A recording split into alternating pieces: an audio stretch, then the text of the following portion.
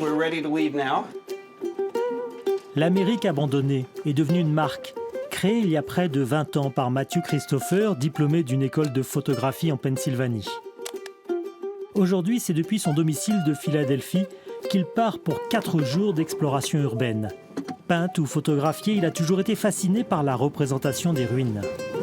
Abandoned America started basically when I was working in the mental health system, and I got really interested in the history of the state hospital system, the asylums, and the fact that so many of them were closing and they had this really interesting history behind them.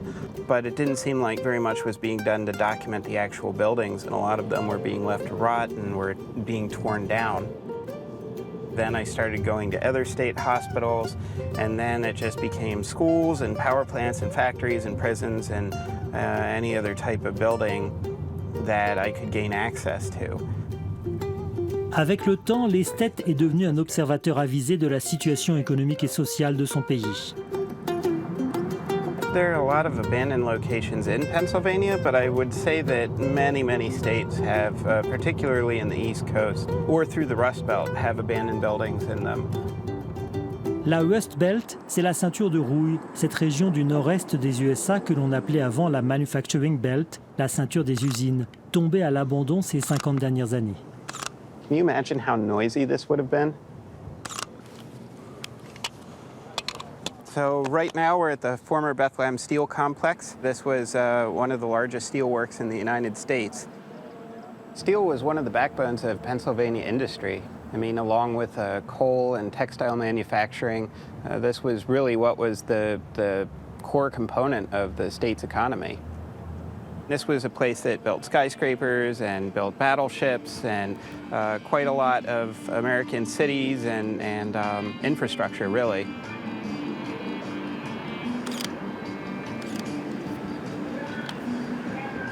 At this point, they've turned it into a sort of multi-purpose project where you have a casino, you have arts buildings, you have public broadcasting, and they also have done really nice things like this high line along here where you can view the stacks of the steelworks.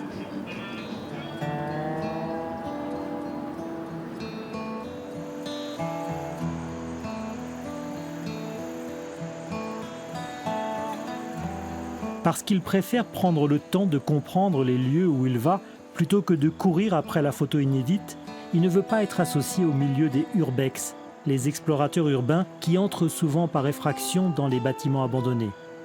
À chaque étape, il a rendez-vous avec quelqu'un sur place, souvent des retraités, comme ici à Salzburg, où il vient photographier un ancien moulin à farine.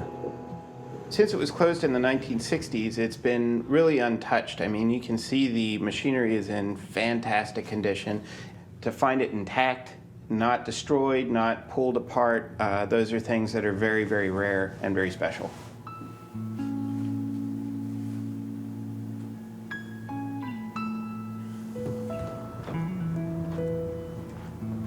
There's a lot of sentimental attachment to this building, right?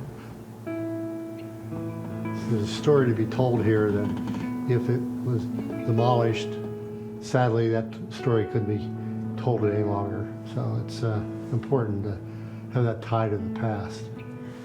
C'est un endroit où Matthew aime faire venir les groupes de photographes amateurs qu'il encadre.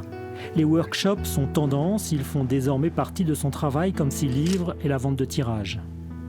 He's bringing people from all over the eastern coast. People from Maine down to the Carolinas coming here to see what we have. So that's nice. We really enjoy that. Maybe America doesn't always have the reputation for caring about its past, but I think when you start looking at it more on a town by town and an individual level, you find there actually are people that are working really hard to save it and care very much about it. Many of the places that you go, more and more, they're kind of becoming Disney-fied, you know, and people are looking for something that has that honesty to it, but then, like I said, it becomes sort of packaged, consumerized, and then you have to find something else.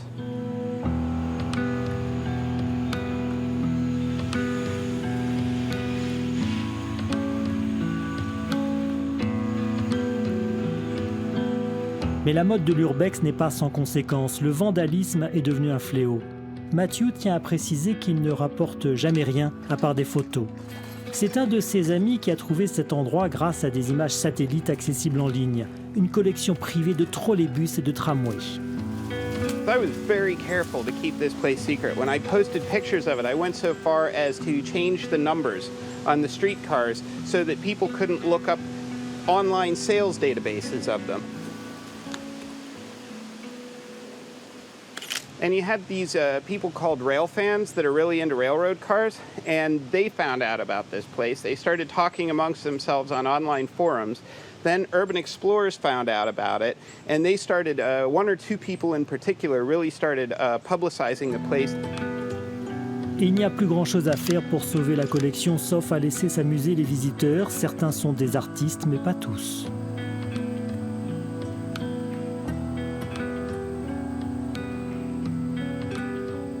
There's a level of talent that was in that, and that, you know, that one right there, I'm gonna set aside and say I don't have any issue with that one. But when you look at some of the other ones where people are just spray painting swastikas and penises and, you know, racist stuff or whatever, like swear words to impress their 13-year-old friends, like, that's terrible.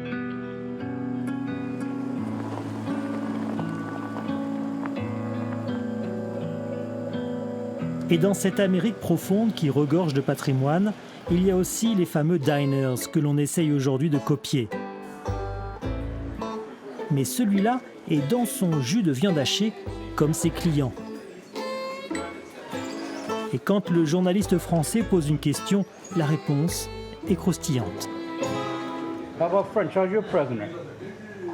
Sucked up to our president, didn't he? How's his wife doing? This the French president wife. She's old, right? But they're happy. Are they happy? There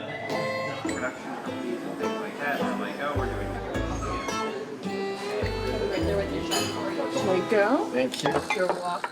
A place like this would have been the kind of place you would have seen before that proliferation of the sort of faceless, globalized industries and restaurants and things like that. If you looked at a map of Pennsylvania, we'd be right about in the center. This was originally more of a prosperous area, and I think now it's not. It's not awful in terms of the economy, but it's not great either. So. La désindustrialisation a durement frappé les villes moyennes comme Wilkes-Barre, 86 000 habitants dans les années 30, 40 000 aujourd'hui. We're coming up to the shrine right now, so that's it right there. I think very impressive building. La ville avait ses groupes d'influence comme les Shriners, une structure proche de la franc-maçonnerie, devenue puissante au point de construire cet incroyable bâtiment aux allures de mosquée. Hey, Matthew. Good to meet you. Good to meet you as well. Yeah. Thank you very much for coming. Oh, you bet. You bet. It was not built to serve as a religious purpose, but the Shriners, when they formed the Shriners organization, it was based on Arabic mystique. This building is probably the most spectacular building that the Shriners have built that is in that Moorish architectural tradition. So that's why we've got to save it. On y retrouvait la bonne société locale, prospère et misogyne. In some senses, like a lot of the secret societies, like the Shriners and the Masons and everything, had a lot of their rituals and everything. So it actually is, I think, a very interesting point in American history where they had these kind of mostly guys clubs where they would have all the secret rites and everything. And, you know, that period is largely over now in a lot of senses. I mean, I don't think younger people really join them. People don't think about being a member like they used to. You know, nowadays you can be a member of a group online. You don't have to go to a building or go to a meeting, you know.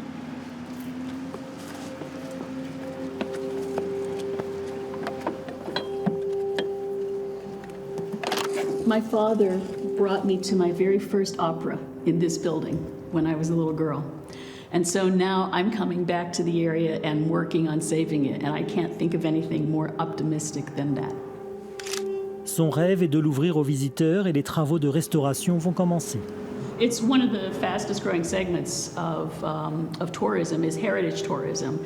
And we just have such an untapped wealth here of heritage, so we want to exploit it.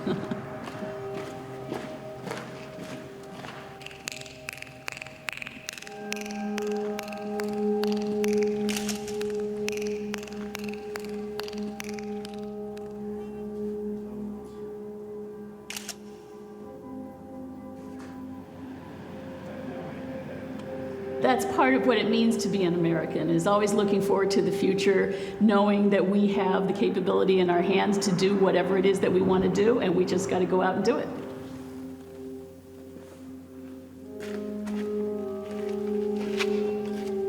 Il aime se retrouver seul dans ces espaces et réfléchir au sens de son travail.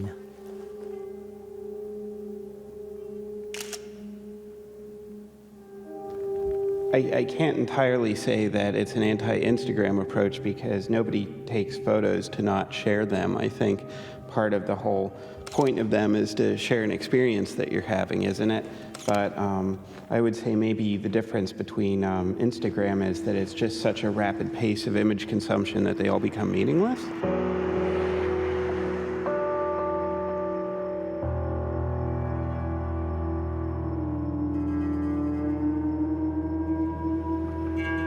La prospérité, elle s'affichait aussi dans les églises, comme ici à Chester, dans la banlieue de Philadelphie.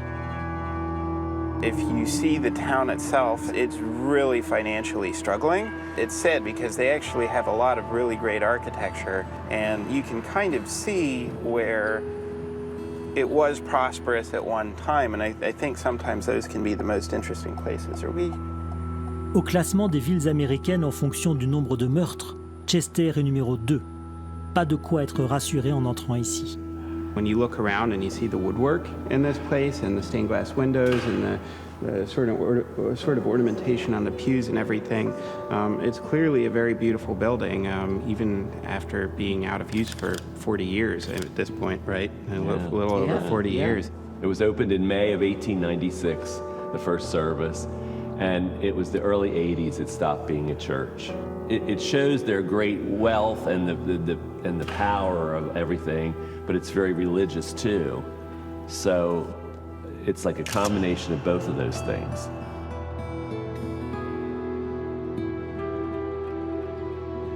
This building was going to be demolished. We had the vision to understand that this building had to be saved. So we did. We got it from the presbytery for $1. I think that the emphasis on this building is community and what we want to do to uplift this community and bring people to a place where they can enjoy life. There's so much, so much other things going on in this city particularly right now. There's a lot of crime, there's a lot of drugs, there's a lot of all kinds of things, that need to be addressed and are never really addressed. They're addressed here and there spottily, but that's one of our goals too, is to be able to have like life classes and things like that to help the population and raise them up. Un jour peut-être, les habitants de Chester reprendront le chemin de l'église, redevenu un lieu de vie pour une population, elle aussi laissée à l'abandon. En Pennsylvanie, comme ailleurs à travers le monde, les promoteurs immobiliers s'intéressent de plus en plus aux anciennes usines. À Easton, on y fabriquait des tasses.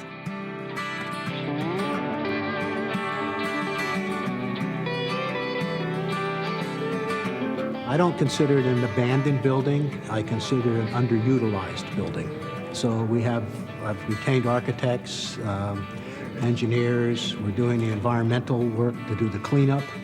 We know that in the building there is asbestos and lead-based paint, and you can see on the floor and on the walls and the ceilings, you can see asbestos in the building. Even if you were using the term abandoned, I think any property that is out of use or not currently in use represents an opportunity, of course.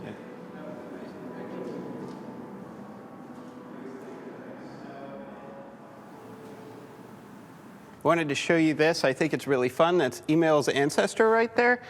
These pneumatic tubes would take messages throughout the building, and they're still pretty much fully intact. So this is where they'd come out of, and that's where you'd put your message in to go elsewhere in the building.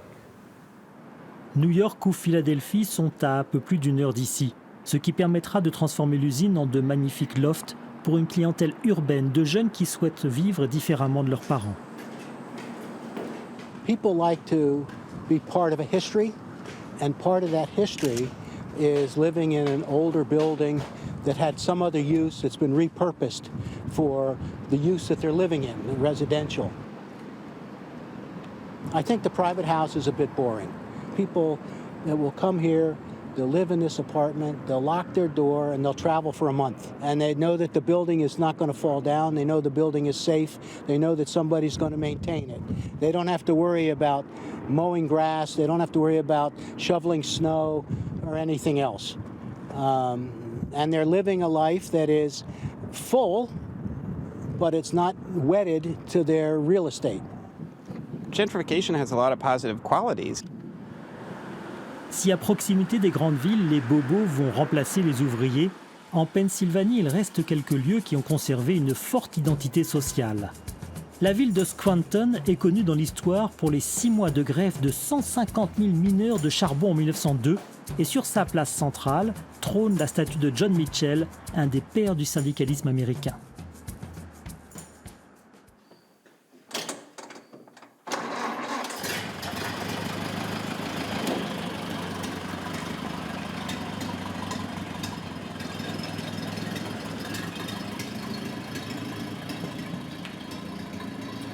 It is a 1929 Model A Ford Roadster. Well, I mean, 1929 is the year of the Great Depression, and certainly there are a lot of parallels today, especially the widening gap between the haves and the have-nots, the ultra-wealthy and the people that are really struggling.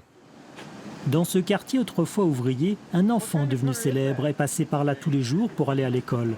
Joe Biden, le vice-président de Barack Obama, un des candidats démocrates à l'investiture, est né à Scranton en 1942. Biden lived right off this 2 streets over, up on the hill. That's where he was born. Right. Well, he left about the time he got out of high school. So when he grew up, he would have been within a 5-minute walk of the factory. I mean, he has not been working class for a very long time, but but he came from working class. Yes, he did. It's important. He was the vice president. Pretty hard to call him blue collar now, all right? Car dans sa campagne pour l'investiture, Joe Biden met en avant ses origines. If you grow up in an area that has a factory and nearby, and you're walking to school, and you know you're going to have maybe a better understanding of the people than that you would theoretically be representing than somebody would who grew up in wealth from the moment they were born.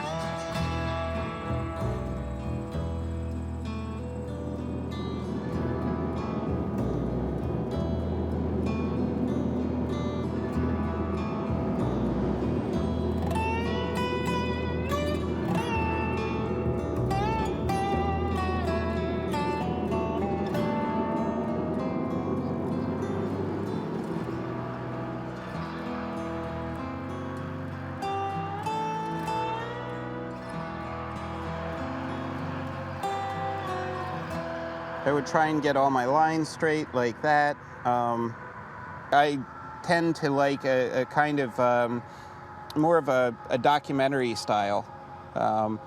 And that to me is because it's more about the places themselves rather than my editing. One of the things that I always stuck with me in terms of editing is that theoretically people should not look at your photo and notice the editing first thing.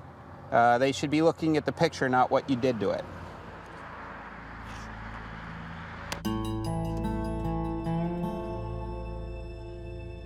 Ce voyage avec Matthew Christopher à travers la Pennsylvanie abandonnée va se terminer dans un des lieux les plus impressionnants, une ville entière quasiment à l'abandon. Brownsville était autrefois prospère. Un film d'après-guerre montre sa vitalité grâce notamment au charbon.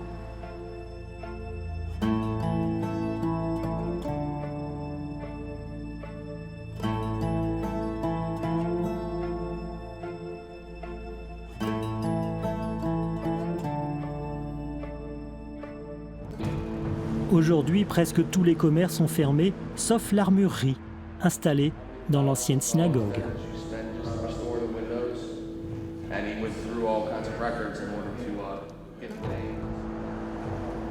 Sa population a été divisée par 5, et parmi les 2000 habitants qui y vivent encore, il y a Nina et Beth. Elles nous reçoivent dans le joli petit musée de la ville, et avec elles, on aimerait croire à une possible renaissance. Mais comment remonter la pente quand tout s'est effondré, à commencer par l'hôpital? The second hospital that you were talking about, the second Brownsville hospital that this one It's closed closed for, also. that closed also. So where do people go for health care? We have to go either to Uniontown, which is a half an hour away, it's about 15 miles, or to Monongahela, and that's about 15 to 20 miles away. So wherever, if there's an emergency here, it's going to take a while to get to it. You're not going to have immediate care like we've had, because we don't even have Med Express or anything right in our general area. The people say nobody cares about us, and they're right, aren't they? I mean, who does care about this area? I don't feel that Trump does, personally. I don't think he cares about anybody but himself. I think that's pretty clear. But the fact is that the problems that have led to where things are at are something that both parties are responsible for. It's not just one party that has made this what it is. L'abandon, les promesses non tenues depuis des années, à force, la West Belt s'est jetée dans les bras de celui qui avait le discours le plus démagogique. Là où les démocrates et les républicains faisaient jeu égal au temps d'Obama, en 2016, les 2/3 des électeurs du comté ont voté Trump, comme Beth. In 2016, I think that it actually helped open up a lot of our eyes and stuff and say enough is enough. We're tired of being promised things and no follow through. We're tired of being told things and not really seeing any, solid movement forward as a, society and as the American people.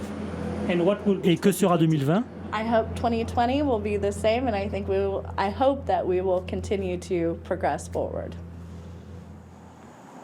I'm not happy with the political situation at all. I think it's a very frightening time. And I feel like part of the reason that I started this project was because I felt like these places are the canaries in the coal mine, so to speak. They're an alarm, they're a warning bell that things are going wrong, and that the places that they're located in need help, they need acknowledgement, they need sympathy. They don't need judgment, they don't need being ignored. And that was something that from the very beginning was an important component of what I did. But the problem is now I feel like, the little trash fire, now the whole house is burning, it feels like. So I think it's in some ways a terrifying time because everybody's so fragmented and there hasn't really been any sense of people coming together to deal with these things. People are more adversarial to each other than ever.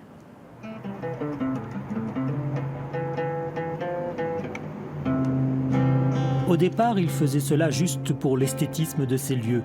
Il s'est mué en observateur engagé des États-Unis. Car à force de photographier les endroits les plus tristes, Matthew est devenu un citoyen, un acteur de la vie politique. Et il espère que ses compatriotes se ressaisiront le 3 novembre 2020, le jour où il faudra élire le président.